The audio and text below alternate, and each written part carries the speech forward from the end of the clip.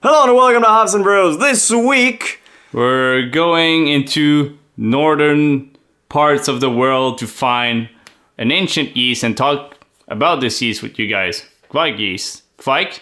Kveik? How do you pronounce Kveik. it, Max? Kveik, right? Kveik. Good. For an open window on a crappy world. Max and Chris from Ups and Brews. Ups and Brews. Welcome to Ups and Brews. Alright, so Kveik Yeast, if you haven't heard, you probably have, because it's a very popular yeast choice. At least in the last year, it kind of swooped into the North American market.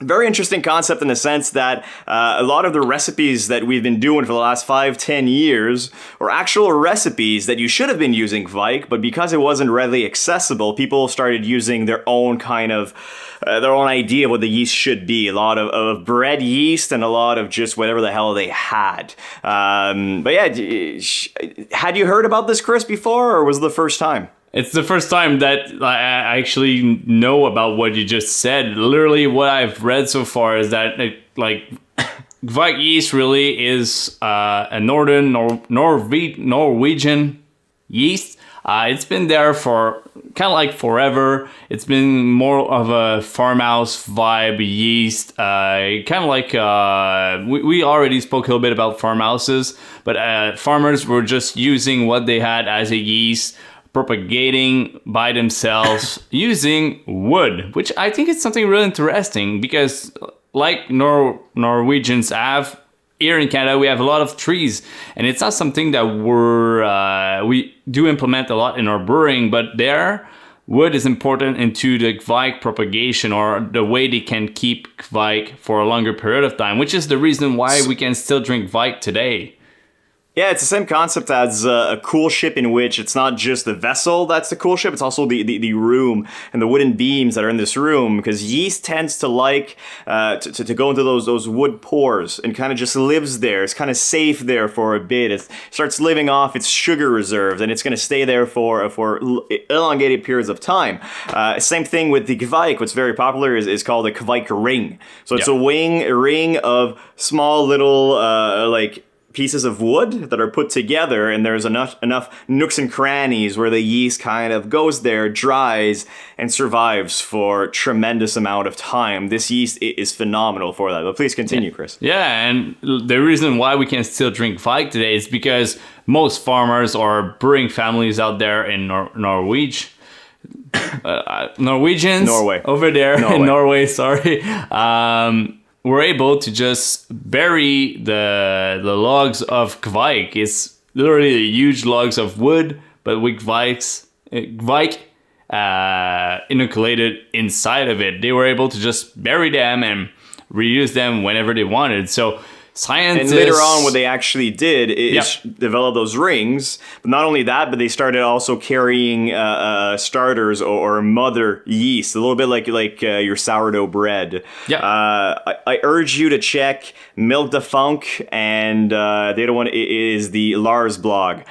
Two excellent blogs when it comes to anything yeast, and especially those Kveik strains. Sorry, that's the last time I interrupt. No. Milk the Funk is really the source you guys need if you want to learn more about yeast. Of course, here we can't do like a crash course about it, but literally, if you want to know more, you want to use it at home for home brewing, or even at your brewery, if you're a brewer, then go read Milk the Funk. It's 100% worth it. Oh yeah. So the main reason this kind of like took off and showed up here in America is the way that we always want to push things forward, but also we got to know a little bit more with the internet now and all that stuff, more about those brewers in Norway using this yeast. So as all good brewers do, they just want to push it a little bit further every single day. And Kveik finally came about and showed up in North America, which we now reproduce by ourselves with scientists. But I'm pretty sure, Max, I'm pretty sure you get more details about that. But probably White Labs and Escarpment Labs are doing Kveik. if I'm not I'd bad. say they're the two. Yeah, they're the two biggest reference when it comes to buying Kveik as a brewer or even a home brewer. So Rick. Oh man, I feel bad now. I think it's Rick from Escarpment Labs. Travels everywhere and gathers yeast from all over the world, and he's one of the reasons why there's so much Kveik at Escarpment, or so much different kinds of yeast strains. It's just because he goes everywhere, collects all he can, and then brings back the yeast source here, and then reproduces it for our brewing purposes. So overall, Kveik, it's coming up. Like it had a good year this year. Some breweries got to try it. We got to try it on Amstel Bros. We not really reviewed a beer from it. Max just did a New England with Kveik in it. But if you take a look at Milk the Funk, there's about like 20 different strains, even more, that has different characteristics for a Kveik yeast. So Max has used the Voss 1. So it's Richard. So I was right. Rick kind of works for that. Richard is the Escarpment guy who went out and grabbed all those yeast strains. What's cool about Escarpment is that they took those strains.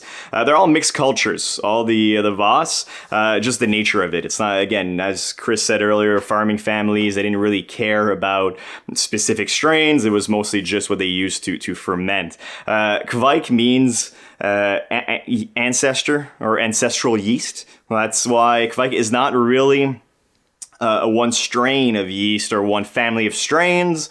It's a definition for a bunch of different strains that are found in Norway or those northern countries. So that's kind of a little thing you have to think about. Yeah. And most of those strains were mixed strains, which is quite important when you want different flavor profiles from your yeast. Different strains are going to give you a lot of different flavors. The Voss, which is a single strain, if I'm not mistaken, it's a single strain. Orange peel, very refreshing, a little piney as well. So it's a very interesting flavor profile you get from that. And it's very potent. You can really smell it. Even when you have your starter and you smell it, it's going to smell like orange peels. It's an awesome yeast. That's very dope. That's yeah, very dope. It is awesome. Yeah. But then you're going to get a bunch of different flavors, from very earthy mushroom-like to a little more like minty, piney. Like there's a lot of different, or even apple. One that comes up a lot is red apple, and even tropical sometimes. So a lot of those flavors can be well used with IPAs to try to round off those flavors. We tried it at home. I think we mentioned it a couple weeks ago. Me and my roommate, we brewed a New England style IPA. With Voss. There's a couple of reasons for that. One was flavor. The other one is Kveik yeast in general. One of the big characteristics that we get from that kind of yeast is ferments hot. So it ferments from between 20 to 40 degrees Celsius, which is ridiculous. No yeast strain will ever do that except for Voss, except for Kveik in general. It's crazy. And it also ferments really fast. So inside of a handful of days, it was done fermenting. We're done. We dry hopped when the Krausener was coming down, and inside of, I think it was 2 weeks, we had a beer, which in homebrew is very rare that you have that. And with bigger equipment, you can cut that time down. I mean, if you ferment a little hotter, you get a little less esters, no phenolics, yet you get a delicious tasting beer in the end for virtually no time, which is awesome. And when you say no time, Max, when you say no time, like how fast can Kveik a handful of days, man. A handful of days. So 3 days you're done? Well, I mean, a handful is usually 5. Okay, good. But I mean, depends on. Yeah, it's a handful. It depends on what you like, the percentage of your beer, the gravity that you have initially, and how long, what temperature you use. If you go hotter, it's going to ferment a little faster. There's a couple different things you got to keep in mind. Also, the size of your fermenter is going to impact how fast it ferments. But yeah, a handful of days, generally, you have a beer fermented. Which you don't get with a lot of other yeast strains, which pretty much none. Especially the heat factor. I mean, if your glycol system goes down for a couple of days, it's fine.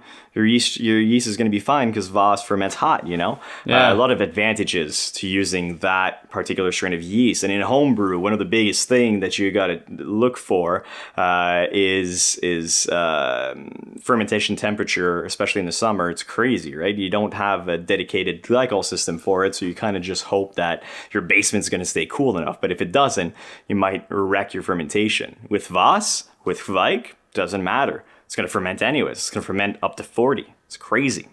Up to 40, that's a lot. Can ferment well, like no real off flavors at that degree. It's really interesting.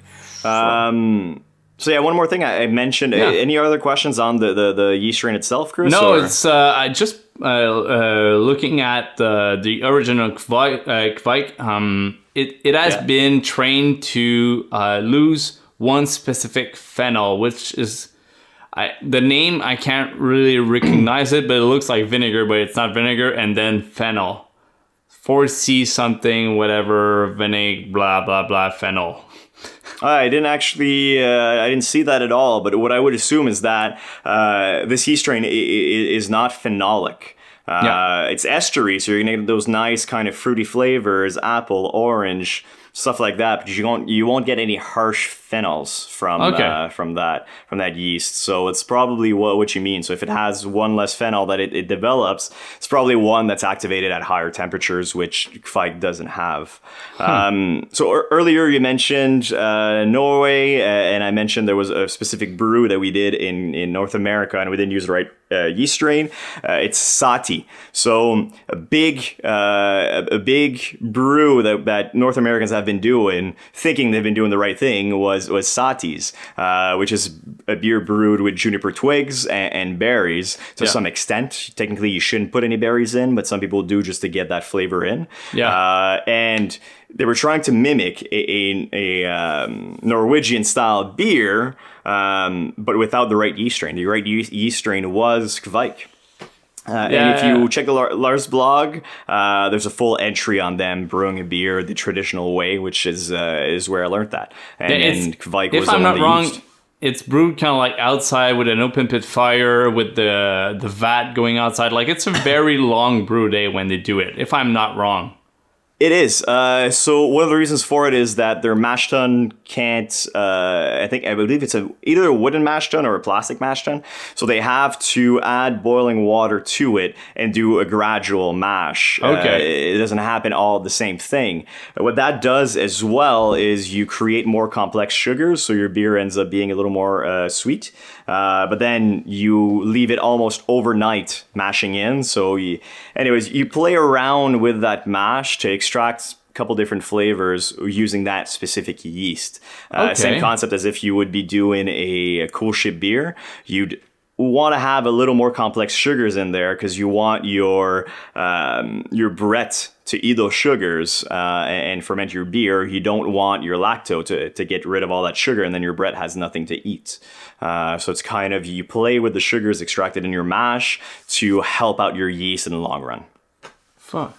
I'm very excited about Kveik in general. Seriously, like we've had it, I think, at Welly Cask Fest. I had the opportunity to try it at Floral Hall here in Ottawa. I know Great Lakes got one out. A few other breweries out there in the United States are using it. Big fan of saisons in general, farmhouse style Brett. And I think Kveik is kind of like a fast-paced, bulletproof version of all those yeasts. Like, if I'm not wrong. Yeah, I mean, in some ways it is. I mean, it's not going to leave your beer quite as... Well, it could. Yeah, there's a lot of things you could try. I'm personally trying a lot of homebrew with it right now just because I think it's a very useful yeast. And I like the orange flavor. I like the orange aromas from it, which I think can complement a lot of what I brew. Yeah. You also sleep with the bucket, right? That little sleep thing with the bucket. You sleep with it. Oh, I have a starter in the fridge. Yes, I have a couple other starters at school right now that are just waiting to be harvested to brew with. It is a very hardy yeast, so I find that it's one of those yeast strain that's fun to have on hand because it is going to survive a lot longer than other yeast strains. And yeah, it's just, I don't know, it's a fun yeast strain to play with. It's very dope, very dope. I think it sums up that big subject. I think we'll get a lot more information, like going a little bit down into the Kveik lane, but also in the future of Opsembro. So, of course, there's going to be a 102 on that. We'll have beer on hand next time to drink it and kind of like go through the flavor profile of Kveik. But in general, it's quite an aggressive yeast with special skills, special assets. And if you want a little bit hints of flavor profile, it's very wide, but more reminiscent of kind of like a farmhouse style yeast. But also you get more of that fruit and less of the phenols present in the beer. Max? So thanks for watching. If you like the video, please like, subscribe, share, and let us know in the comments below what you think of this yeast strain. If you've had it, if you want to see more of it, or if you can't hear another person talk about it because it's way too everywhere, let us know in the comments below, and we will see you in the next episode.